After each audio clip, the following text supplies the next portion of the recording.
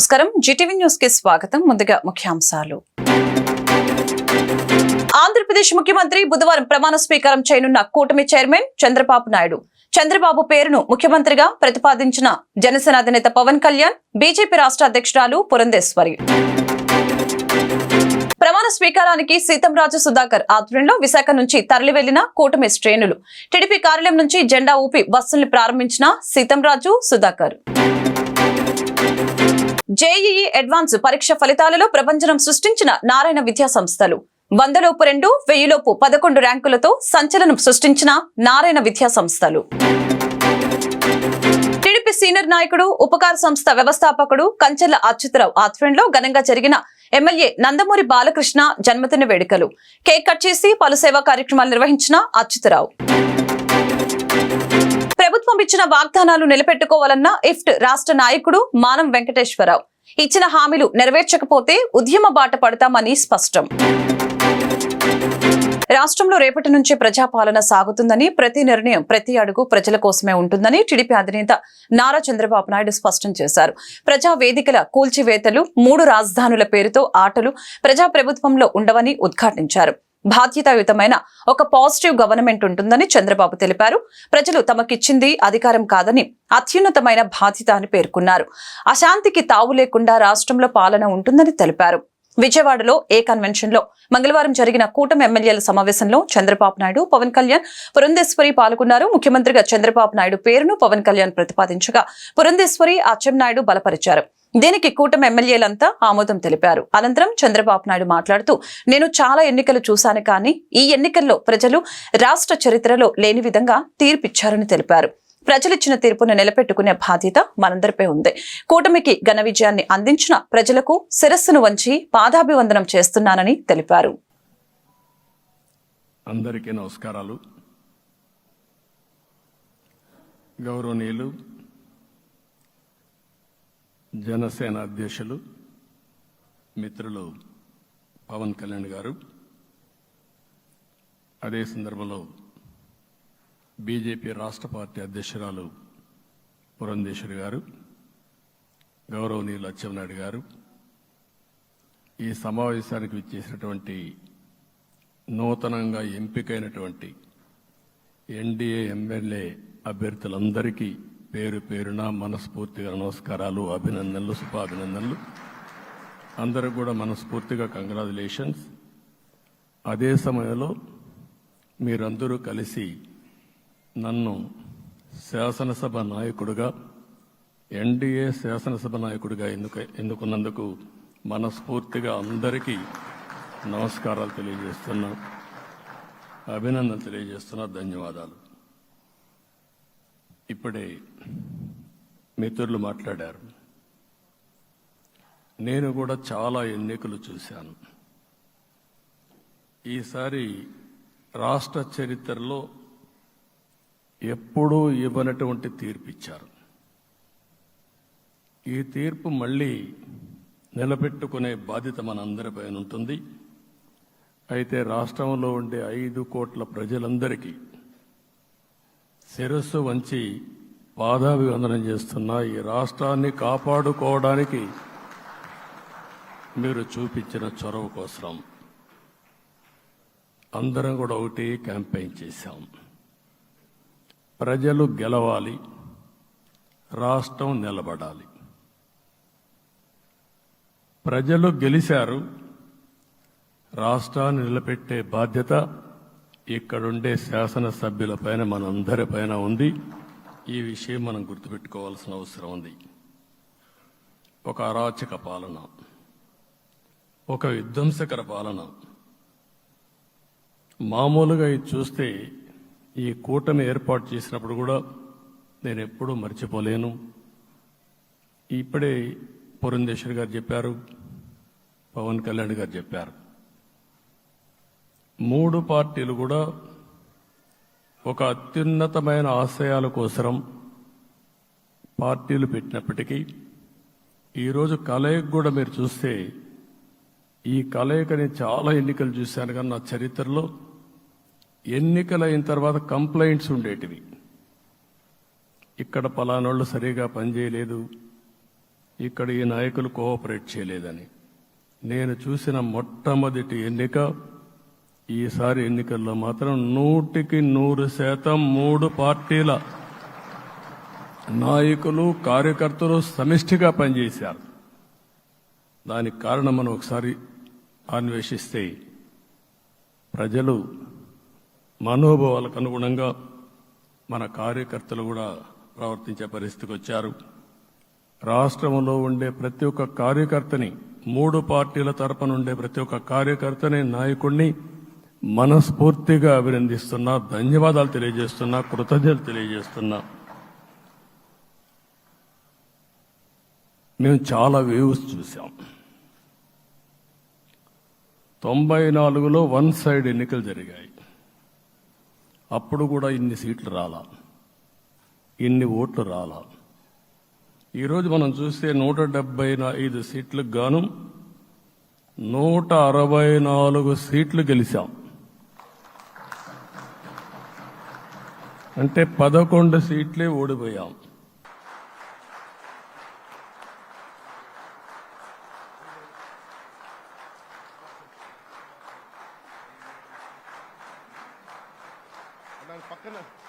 ఇది నేను ఆయన పక్కన పెట్టుకుని చెప్పాలి.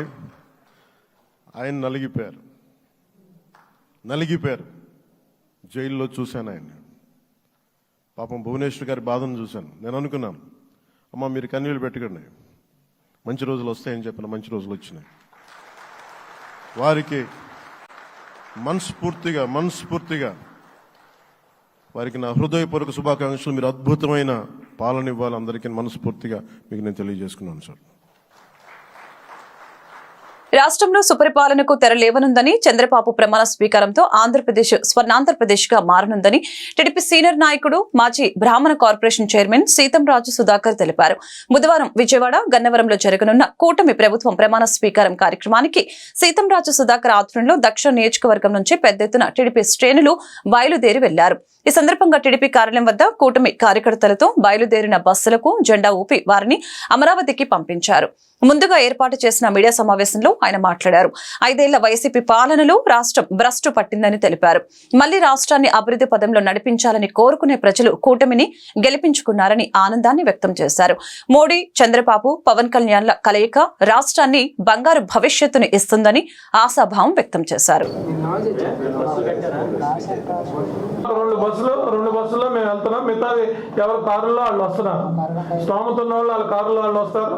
బస్సులు తీసుకెళ్లే కార్యకర్తలు బస్సుల్లో వస్తారు.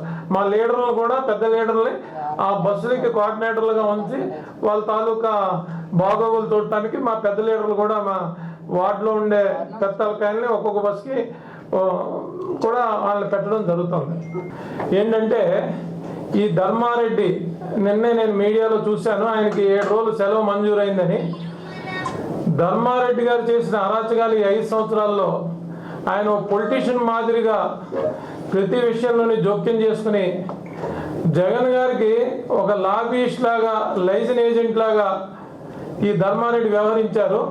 ఆయనకి తోడుగా ఈ అనిల్ కుమార్ సింఘాల్ వీళ్ళిద్దరూ కలిపి వ్యాపారస్తుల్ని సుమారుగా 75 వారాల పాటు ప్రతి అభిషేకానికి వీళ్ళిద్దరూ కలిసికట్టుగా వ్యాపారవేత్తల్ని అభిషేకానికి 4గురిని 5గురిని తీసుకెళ్తా ఇష్టాన్ రీతిగా బిజినెస్ పీపుల్, వివిధ వర్గాలకు చెందిన వారి ప్రాపకం కోసం వారి దగ్గర ఆశించాం. మరి ఏ విధంగానో మరి వారిని అయితే విచారణ చేయాలి సమగ్రంగా ప్రభుత్వం వారు. ఎందుకంటే 75 వారాలు సీసీ ఫుటేజ్ కానీ ఆ డాక్యుమెంటేషన్ ఎత్తిన అంటే ఒక ధార్మిక సంస్థని అడ్డగోలుగా ఇష్టారీతిన ఈ ధర్మారెడ్డి అనేవాడు కానీ సింఘాల్ గారు కానీ దీన్ని స్వప్రయోజనాలకి వాడి ఆయన్ని తొందరగా అయితే రిలీవ్ చేయకూడదు. ఎందుకంటే ఆయన సూపరాన్వేషణ కూడా నాకు తెలిసి చాలా దగ్గరలో ఉంది. ఆయనపై తగు విచారణ అయితే మేము తప్పకుండా చేయిస్తాము. వీరి ఆట కట్టిస్తేనే నెక్స్ట్ తరాలకి ఈ బ్యూరోక్రసీకి ఒక గుణపాఠంగా ఉంటుంది. ఎందుకంటే వడ్డిచ్చేవాడు మనవాడే కదా అని ఇష్టారీతిన వీళ్ళు విపరీతంగా రెచ్చిపోయారు. అక్కడికి ఆయనకి ప్రకృతి కూడా చాలా శిక్షలు విధించిన ఆయన ఏమి దానికి ఏమి లొంగేటట్లేదు. ఈ అవసరమైతే ఈ భూములు కూడా అలాట్ చేశారు టీటీడీలో పైన గెస్ట్ హౌస్లకి కాటేజీలకి. చైర్మన్ కూడా విచారించారు. జేఈఈ అడ్వాన్స్డ్ 2024 ఫలితాల్లో నారాయణ విద్యా సంస్థలు మరొకసారి విజయ కేతనం ఎగరవేసినట్లు ఆ సంస్థ డీజీఎం హనుమంతరావు తెలిపారు. ఈ సందర్భంగా ఆసిల్మెట్ట కార్యాలయంలో ఏర్పాటు చేసిన మీడియా సమావేశంలో ముందుగా ర్యాంకులు సాధించిన విద్యార్థుల్ని అభినందించి అనంతరం మాట్లాడారు. జేఈఈ అడ్వాన్స్డ్ ఆల్ ఇండియా ఫలితాల్లో వివిధ కేటగిరీలో 1, 4, 5, 37, 74, 75, 77, 81, 88, 96 ర్యాంకులతో పాటు 1000 రూపు ర్యాంకుల్ని విశాఖపట్నం నారాయణ విద్యా సంస్థలు ఓపెన్ కేటగిరీలో సాధించారని చెప్పారు. మచ్చ బాలాదిత్య 11వ ర్యాంకు, మజ్జి రిషివర్ధన్ 59, ఎలమంచిల హర్షవర్ధన్ 170, బంగూరు భరత్ కుమార్ 516, అల్లు హేమంత్ 521, పువ్వల రేవంత్ సాయి 535, చింటూ సతీష్ కుమార్ 637, మరడన భానుప్రకాష్ 703, దాకి మాధవరావు 889, ఉత్తరవల్లి ఆర్యవర్ధన్ నాయుడు 962, పిల్ల సృజన నారాయణ 996 ర్యాంకు సాధించినట్లు తెలిపారు. 100లోపు 2, 1000లోపు ర్యాంకులు 11 మందికి వచ్చాయని తెలిపారు. విద్యార్థులు ర్యాంకుల సాధనలో అధ్యాపకుల కృషి ఎంతో ఉందని కొనియాడారు. అనంతరం ఓపెన్ కేటగిరీలో 11వ ర్యాంకు సాధించిన బాలాదిత్య, 59వ ర్యాంకు సాధించిన రిషివర్ధన్ వారి తల్లిదండ్రులు మాట్లాడుతూ నారాయణ విద్యా సంస్థ అధ్యాపకులకు మేనేజ్మెంట్ కి ధన్యవాదాలు తెలిపారు. ఈ సందర్భంగా విద్యార్థుల్ని డీజీఎం, డీన్, ప్రిన్సిపల్లు అభినందించారు. Okay sir.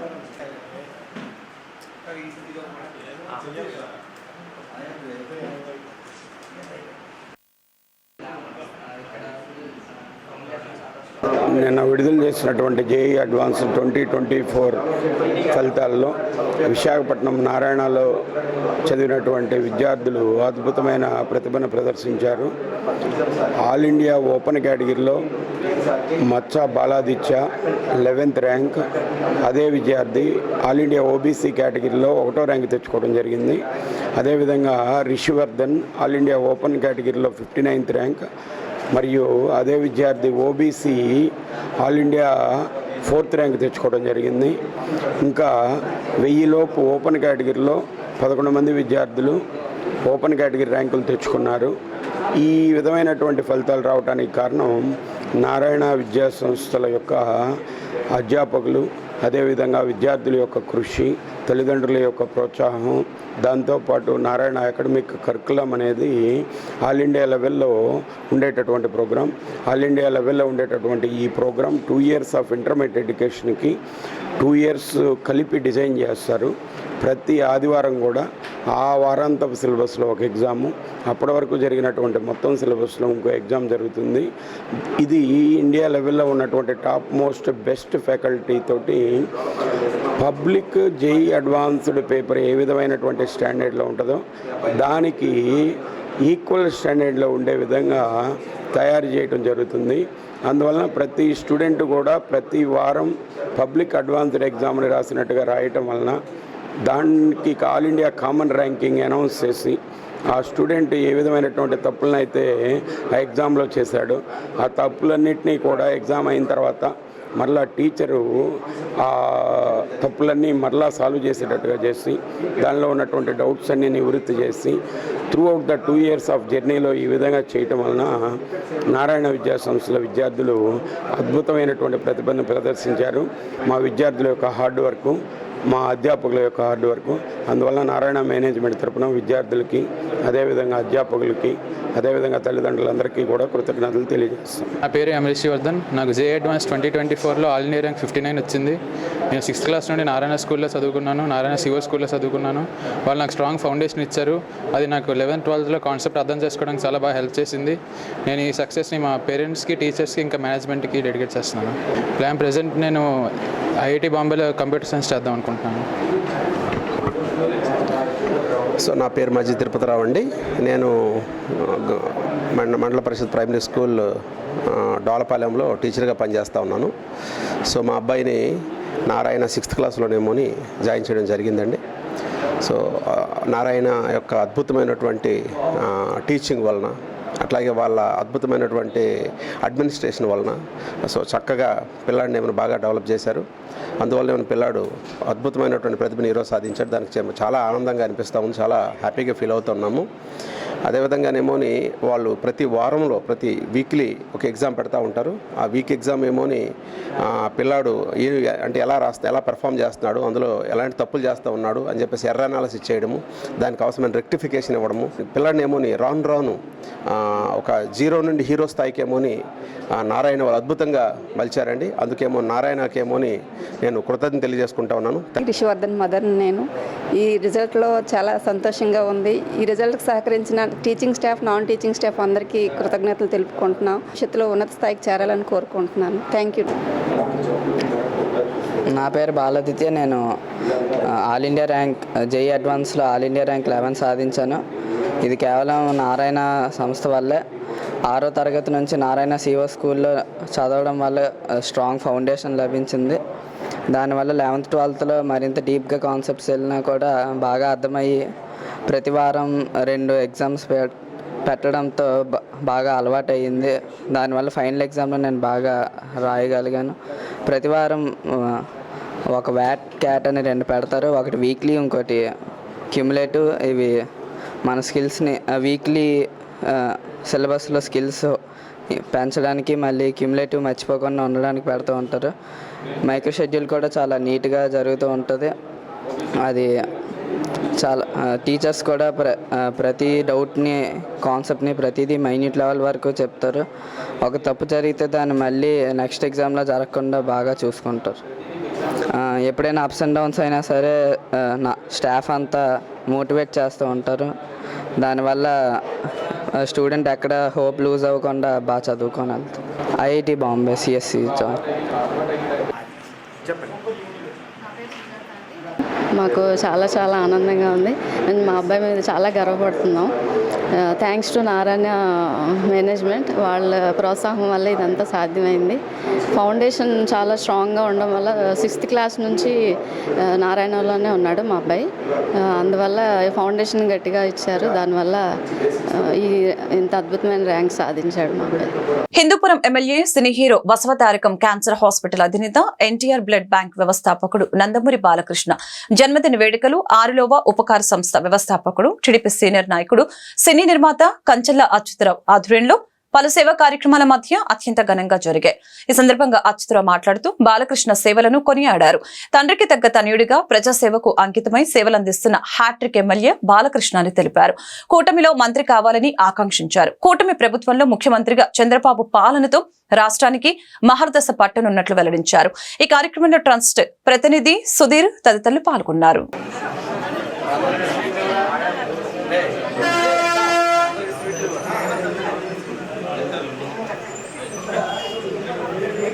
ఈరోజు మా అభిమాన హీరో, ఆంధ్రప్రదేశ్ గర్వించదగ్గ నటనా చాతుర్యం కలిగిన వ్యక్తి, మరి తెలుగుదేశం పార్టీలో ఒక మహోన్నతమైన స్థానంలో ఉన్న మరి మా నందమూరి బాలకృష్ణ గారి జన్మదినం ఈరోజు 64వ పుట్టినరోజు మా యొక్క ఉపకార్ చారిటబుల్ ట్రస్ట్ ద్వారా ఘనంగా నిర్వహించడం జరిగింది. మరి బాలకృష్ణ గారికి ఈ జన్మదిన సందర్భంగా, అలాగే హిందూపురంలో 3 సార్లు కంటిన్యూగా గెలవడం, అదే ఆయనకి ఈ సంవత్సరం పుట్టినరోజు కానుక. ఇంకెవరు ఏ కానుకలు ఇచ్చినా ఆ కానుక దగ్గర అన్నీ చిన్నవే. మరి సినీ రంగంలో ఇప్పటికి కూడా మొగటం లేని మహారాజులు ఆయన వెలుగొందుతున్నారు. చాలామంది హీరోలకి మధ్యలో గ్యాప్ వచ్చింది, కానీ కంటిన్యూటీగా ఆ రోజు నుంచి ఈ రోజు వరకు సినిమాలని ఆయన కంటిన్యూగా ఎవ్రీ ఇయర్ 1-2 సినిమాలు కంటిన్యూ తీస్తూనే ఉన్నారు. ఎక్కడ కూడా ఒక గ్యాప్ అనేది ఎక్కడ కూడా లేదు. మరి అతని సినిమాలన్నీ కూడా చాలామంది ఏంటంటే హీరోలు కుర్రతనంలో ఉండేటప్పుడు హిట్స్ ఎలాగో కామన్ వస్తాయి, కానీ ఒక ఏజ్ వచ్చిన తర్వాత కూడా మంచి పాత్రలు చేస్తూ ఆ పాత్ర ఆయన గురించే పుట్టిందా అన్న విధంగా ఆయన నటనా చాతుర్యం అనేది మనకి తెలుస్తుంది. మరి అలాంటి వ్యక్తి జన్మదినం అనేది ఈరోజు రావడం మాకెంతో ఆనందదాయకం. మరి బాలకృష్ణ గారి పుట్టినరోజు సందర్భంగా ఏదైతే తెలుగుదేశం ప్రభుత్వం ఒక ప్రెస్టీజ్ ఇష్యూ కింద పేదవాడికి 5 రూపాయల కిలో 5 రూపాయల భోజనం పెట్టి పేదవాడి కడుపు నింపాలని అనుకుందో, మరి అలాంటి ఆ పథకాన్ని ఆయన పుట్టినరోజు సందర్భంగా ఆయన నియోజకవర్గంలోనే మొట్టమొదటిగా ఈరోజు అన్నా క్యాంటీన్ ప్రారంభించడం కూడా ఒక మంచి పరిణామం. మరి ఇలాంటి పుట్టినరోజులు ఆయన మరిన్ని చేసుకోవాలి. 100 సంవత్సరాల వరకు కూడా ఆయన సినిమాలో యాక్ట్ చేయాలి. మా యొక్క అభిమానాన్ని ఈ 100 సంవత్సరాలని తెలియపరచాలని మనసా వచ్చి కోరుకుంటూ, మరి ఈరోజు చాలా మంచి రోజు. మరి రేపు ఈ సందర్భంగా తెలియజేస్తుంది అంటే, రేపు ఏదైతే ఎల్లుండి 12వ తేదీన తెలుగుదేశం ప్రభుత్వం మరి ప్రమాణ స్వీకారం ముఖ్యమంత్రిగా మన నారా చంద్రబాబు నాయుడు గారు ముఖ్యమంత్రిగా ఏదైతే ప్రమాణ స్వీకారం చేస్తున్నారో ఆయనకి శుభాకాంక్షలు తెలియజేస్తూ, మరి ఈ రాష్ట్రానికి మంచి రోజులు వచ్చాయి. ఎప్పుడైతే మొన్న తెలుగుదేశం ప్రభుత్వం ఎప్పుడైతే ఘన విజయం సాధించిందో ఆ రోజు నుంచి మన కలల అమరావతి ఏదైతే ఉందో అది మహోన్నతంగా తయారవుతుంది చూడండి. మరి అది ఈ 5 ఇయర్స్లోనే అమరావతి రాజధాని అనేది ఒక మంచి వెలుగుననేది వస్తుంది. ఆ వెలుగుని తీసుకురావడానికి ఆయన శాయశక్తిగా కృషి చేస్తారు. మరి ఈరోజు ఆంధ్రప్రదేశ్ మంచి రోజులు వచ్చేయడానికి ఇంకో నిదర్శనం. మరి ఆయన వచ్చిన తరువాత వెంటనే చాలామంది అవినీతి పరులు ఆయన కాన్సన్ట్రేషన్ పెట్టడం జరిగింది. అందులో కొంతమంది పేర్లు అనవసరం, కానీ కొంతమంది వ్యక్తులు ఆల్రెడీ వాళ్ళగానే దాన్ని ఏమంటారు అంటే లొంగిపోవడం కాదు, అంటే మార్పు చెంది దాన్ని ఏదో అంటారు, అది స్వచ్ఛందంగా అంటే వాళ్ళు అంటే ఇప్పుడు సపోజ్ మన లెక్కరు దీంట్లో ఉన్నారు ఆయన రెడ్డి గారు, ఆయన మటుకు ఆయనే అన్నీ నేను చెప్పేస్తాను, ఇంక నేను ఇది భరించలేనని చెప్పని తప్పుని ఒప్పుకోవడం అనేది జరుగుతూ ఉంది. మరి ఇలాంటి వ్యక్తులు ఆంధ్రప్రదేశ్ చాలామంది 100 మీద 1000 మీద ఉన్నారు. వాళ్ళందరూ కూడా వారు స్వతహాగానే ఒప్పుకుంటారు. మరి అలాంటి పరిస్థితిని చంద్రబాబు నాయుడు గారు తీసుకొని వస్తారు. మరి ఇంకోటి కూడా నేను ఈ ముఖంగా తెలియపరుస్తుంది ఏంటంటే, ఆ రోజు వైసీపీ గవర్నమెంట్లో ఎంతమంది అయితే రెచ్చిపోయి ఉన్నారో, వాళ్ళు ఎంతమందిని ఇబ్బంది పెట్టున్నారో, మరి ఆ రోజు బాధపడిన తెలుగుదేశం కార్యకర్తలను ఒక్కసారి తెలుగుదేశం పార్టీ కానీ జనసేన పార్టీ కానీ బీజేపీ పార్టీ కానీ ఒకసారి గుర్తుంచుకోవాలి. ఆ వైసీపీ నుంచి ఎవరైతే ఉన్నారో చాలామంది వ్యక్తులు వాళ్ళు ఏం చేస్తున్నారంటే మళ్ళీ ఈ తెలుగుదేశం ప్రభుత్వంలోకి లేకపోతే జనసేనలోకి బీజేపీలోకి రావడానికి ట్రై చేస్తున్నారు. దయచేసి అలాంటి వాళ్ళకి అవకాశం ఇవ్వద్దు. అలాంటి వాళ్ళకి అవకాశం ఇచ్చి నిజమైన తెలుగుదేశం కార్యకర్తలను మళ్ళీ మీరు ఇబ్బంది పెట్టొద్దని మనసావాచ కోరుకుంటూ సెలవు తీసుకుంటాం. అలాగే ఈరోజు పోలవరం ఏదైతే ఉందో మరి చంద్రబాబు నాయుడు గారి వల్లే అది జరగాలి, ఆయన ద్వారానే మళ్ళీ అది ప్రారంభోత్సవం జరుగుతుందనేది నా ప్రగాఢ నమ్మకం, విశ్వాసం కూడా. ఇది కాకుండా మరి చంద్రబాబు నాయుడు గారికి అందరి అలాగే తెలుగుదేశం కార్యకర్తలకి, తెలుగుదేశం కుటుంబానికి, అలాగే రేపు మంత్రివర్గంలో ఉన్న ప్రతి ఒక్కరికి 134 మంది తెలుగుదేశం ఎమ్మెల్యేలు, అలాగే 21 మంది జనసేన ఎమ్మెల్యేలు, అలాగే 8 బీజేపీ ఎమ్మెల్యేలు, అలాగే గెలిచిన వైసీపీ ఎమ్మెల్యేలు కూడా 11 మంది ఉన్నారు. వాళ్ళందరికీ కూడా నేను నా యొక్క శుభాకాంక్షలు తెలియజేస్తూ ఉన్నాను. రాష్ట్రంలోకి నూతనంగా అధికారంలోకి వచ్చిన కూటమి ప్రభుత్వం ఎన్నికల సమయంలో ఇచ్చిన హామీలు తప్పక నెరవేర్చాలని, లేకుంటే ఉద్యమాలు తప్పవంటున్న ఇఫ్ట్ రాష్ట్ర నాయకులు మానం వెంకటేశ్వరరావుతో మా ప్రతినిధి ప్రసాద్ ఫేస్ టు ఫేస్.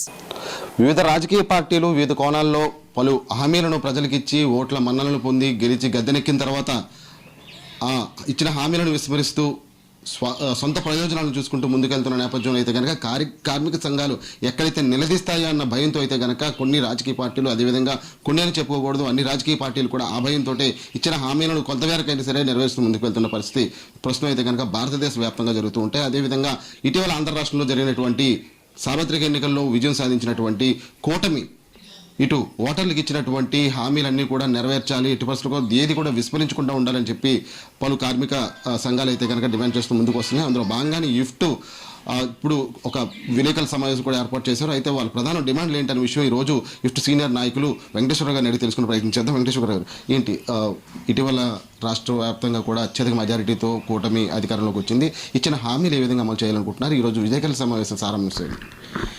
ఈరోజు మేము ఐఎఫ్టియు రాష్ట్ర కమిటీ తరపున రాష్ట్ర వ్యాప్తంగా విలేకరుల సమావేశాలు ఏర్పాటు చేశాం.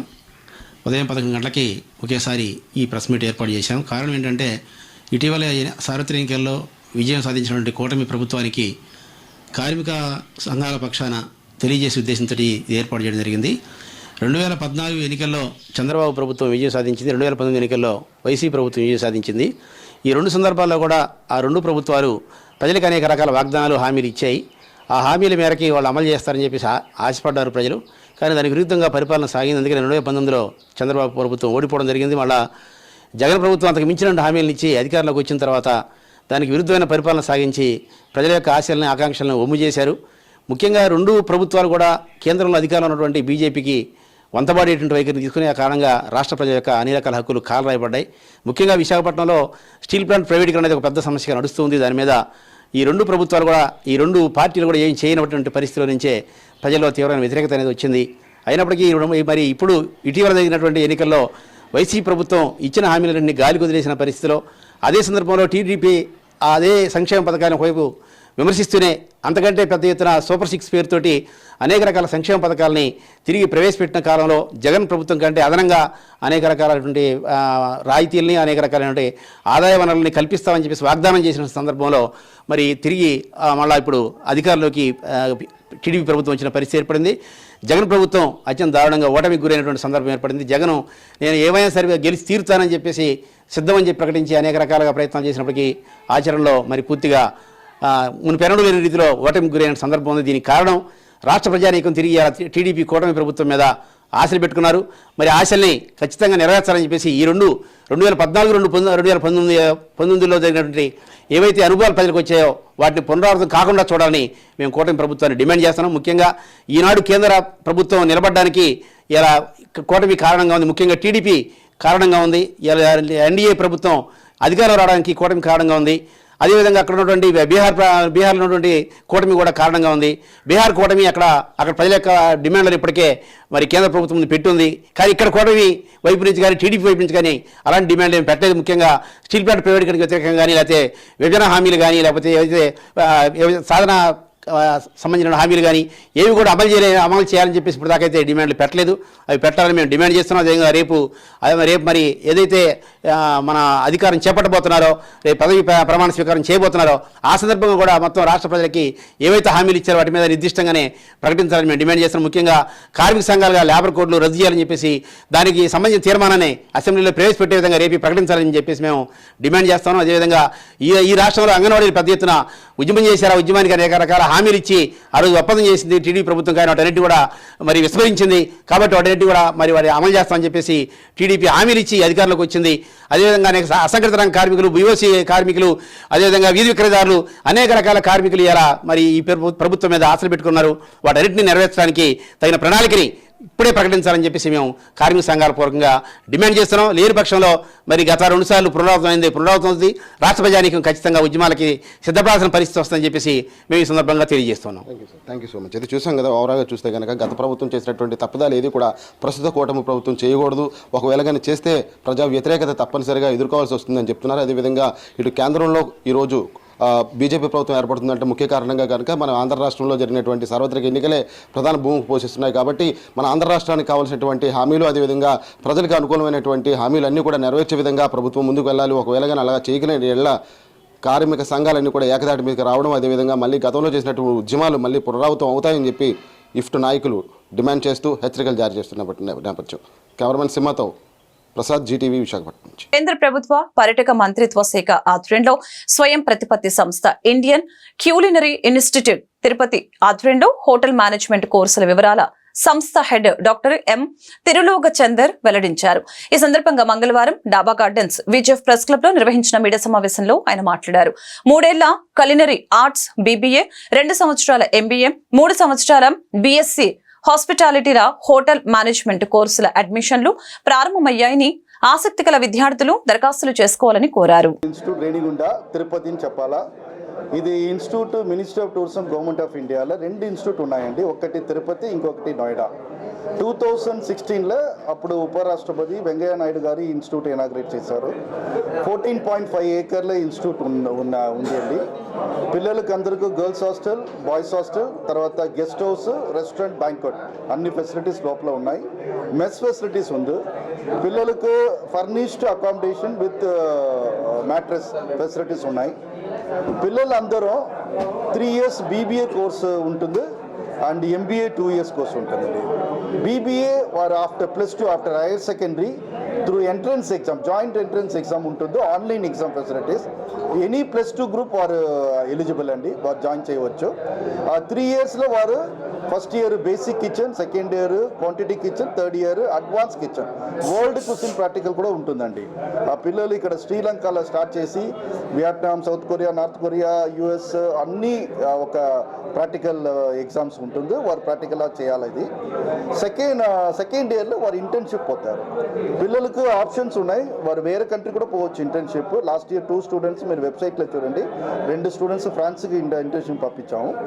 ఇండియాలో ఏ ప్లేస్లో ఉన్నా వారు ట్రైనింగ్ ఇంటర్న్షిప్ చేయవచ్చు. వారికి స్టైఫండ్ ఉంటుంది అప్పుడు. తర్వాత పిల్లలకు టిల్ లాస్ట్ ఇయర్ మన 100% ప్లేస్మెంట్ పిల్లలకు దొరికింది. ఆంటర్ప్రెన్యూర్షిప్ కూడా పిల్లలు సెల్ఫ్ ఫైనాన్స్ స్టార్ట్ చేయాలన్నా కూడా వారికి కూడా ఆ సబ్జెక్ట్ కూడా కరికులంలో ఉంటుందండి. MBA culinary course 4 semesters 2 years అండి. ఇది any degree can join. BCom, BSc, BA వారు కూడా వారి కోర్సు జాయిన్ చేయవచ్చు. వారికి ఇంకా ఒక ఆపర్చునిటీ, వారు ఏమైనా మిస్ అయిందన్నా క్యాటరింగ్ ఎడ్యుకేషన్ మిస్ చేసి నేను BCom చదివాను, నేను హోటల్ ఇండస్ట్రీకి రావాలన్నా వారు through MBA they can come. 4 semesters plus practical అండి. ఆ కోర్సెస్ కూడా ఇన్స్టిట్యూట్లో త్రూ ఎంట్రన్స్ ఎగ్జామ్ వారు ఆన్లైన్ ఎగ్జామ్లో రాసి ఎలిజిబిలిటీ ప్రకారం వారు జాయిన్ చేయవచ్చు అండి. నా పేరు మదీనా వలి, మాస్టర్ షెఫ్ను. నేను నోవోటల్లో culinary మాస్టర్ షెఫ్ నేను, అండ్ క్లస్టర్ మాస్టర్ షెఫ్గా నేను నోవోటల్లో పనిచేస్తున్నాను. ఈ తిరుపతి ఇండియన్ ఇన్స్టిట్యూట్ అండ్ తిరుపతిలో రేణిగుంట దగ్గర ఉంది. ఈ ఇన్స్టిట్యూట్లో చదువుకునే పిల్లలు ప్రతి ఒక్కరు కూడా మా నోవోటల్ కూడా వస్తున్నారు. నోవోటల్కి ఒక బ్యాచ్ వచ్చారు, వాళ్ళకి మేము ట్రైనింగ్ ఇస్తాము. అక్కడ 1 year 21 రోజుల చేపల వేట నిషేధ సమయం ముగిసి మళ్లీ వేట మొదలవుతున్న నేపథ్యంలో మత్స్యకారులలో సందడి నెలకొంది. ఈ సందర్భంగా ప్రతి ఏటా మాదిరిగానే పాత నగరం ఫిషింగ్ హార్బర్ లో గంగమ్మ జాతర అత్యంత వేడుకగా జరిగింది. వేటకు వెళ్లే మత్స్యకారులను కాపాడాలంటూ వారి కుటుంబ సభ్యులు గంగమ్మకు మొక్కులు తీర్చుకుంటున్నారు. ఈ సందర్భంగా ఆలయ కమిటీ సభ్యులు మాట్లాడుతూ గంగమ్మ జాతర ప్రాముఖ్యత తెలియజేశారు.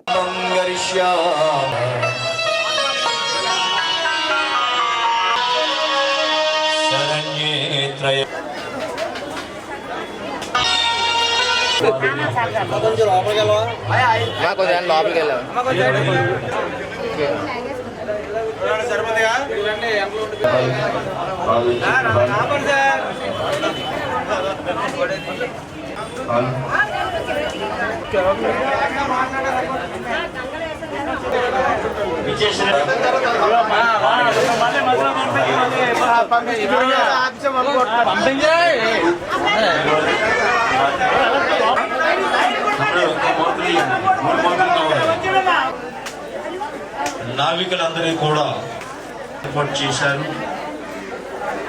మరి ఇక్కడికి కార్యక్రమాన్ని ప్రారంభిస్తున్నాం. ఇచ్చేసినటువంటి గాయకులు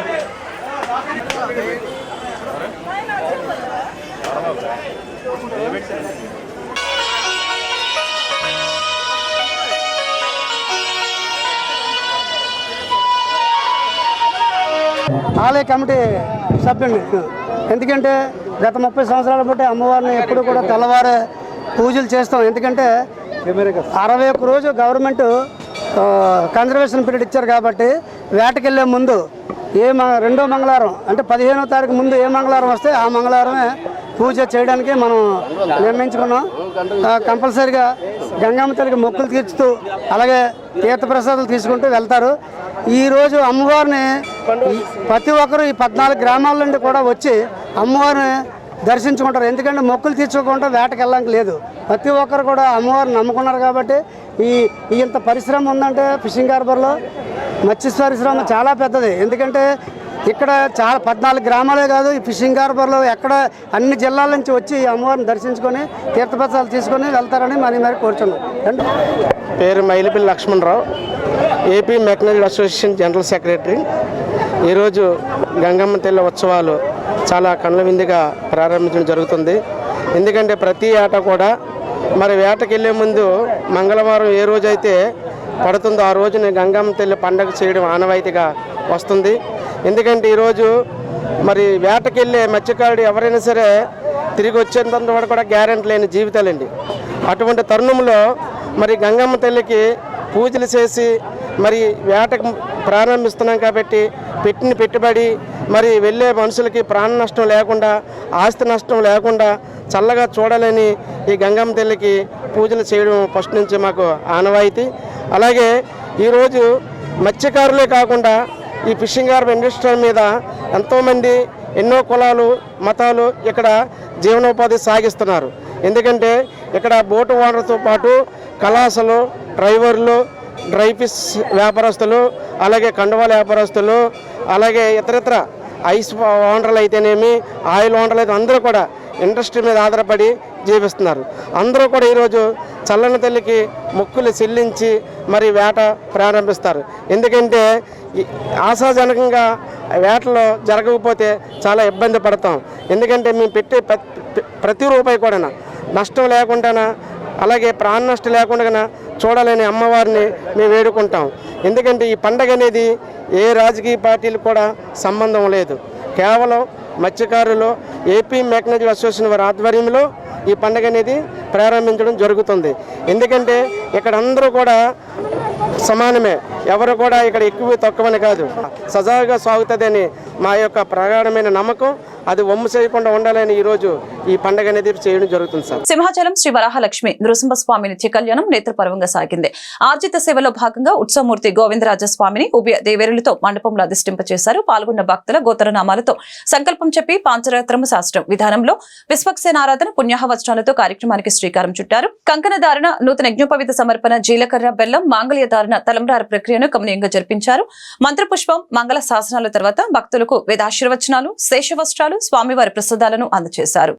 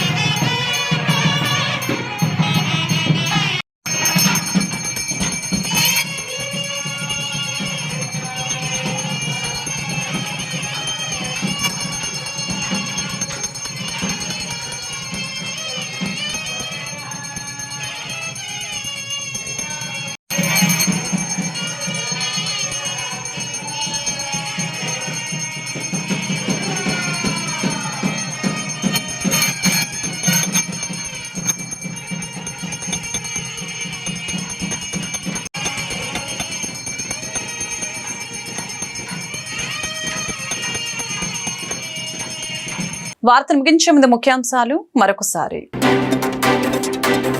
ఆంధ్రప్రదేశ్ ముఖ్యమంత్రి బుధవారం ప్రమాణ స్వీకారం చేయనున్న కూటమి చైర్మన్ చంద్రబాబు నాయుడు. చంద్రబాబు పేరును ముఖ్యమంత్రిగా ప్రతిపాదించిన జనసేన అధినేత పవన్ కళ్యాణ్, బీజేపీ రాష్ట్ర అధ్యక్షురాలు పురంధేశ్వరి. ప్రమాణ స్వీకారానికి సీతంరాజు సుధాకర్ ఆధ్వర్యంలో విశాఖ నుంచి తరలి వెళ్లిన కూటమి శ్రేణులు. టీడీపీ కార్యాలయం నుంచి జెండా ఊపి బస్సుల్ని ప్రారంభించిన సీతంరాజు సుధాకర్. జేఈఈ అడ్వాన్స్ పరీక్ష ఫలితాలలో ప్రభంజనం సృష్టించిన నారాయణ విద్యా సంస్థలు. 100లోపు 2, 1000లోపు 11 ర్యాంకులతో సంచలనం సృష్టించిన నారాయణ విద్యా సంస్థలు.